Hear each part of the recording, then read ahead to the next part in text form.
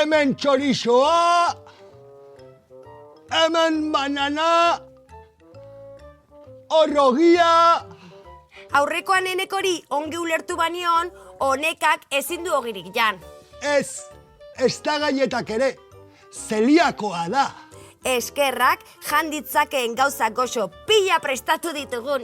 Kontxo, askaria antolatu, eta ez nazu egon bidatu, ala? Denak zaudete gonbidatuta, Zu, honeka... Honekari bai, honeka zeliakoa da, ezta? Bai, baina txorizoa, banana, janditzakeen gauza goxo anitz prestatu ditugu. Bai, baina txorizo honek ez dauka glutenik, baina ogiak bai, beraz, arriskutxoa izan daiteke. Ogia ikuste hutsak ematen dio sabeleko mina, ala?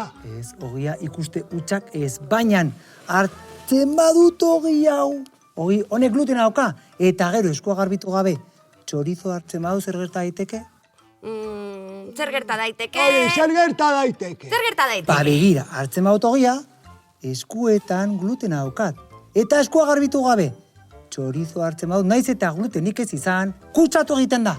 Baina, kutsatu autoenkeak egiten du, eta nik hemen ez dut autorik ikuste. Orduan, lur planetak daukan eritasun bera dauka honekak. Ez, begira, eskua garbitu behar dira, beti ogia edo glutena daukan zerbait ukitzen baduzu. Bestela, kutsatu egiten da, eta honekari min emango dion tripan.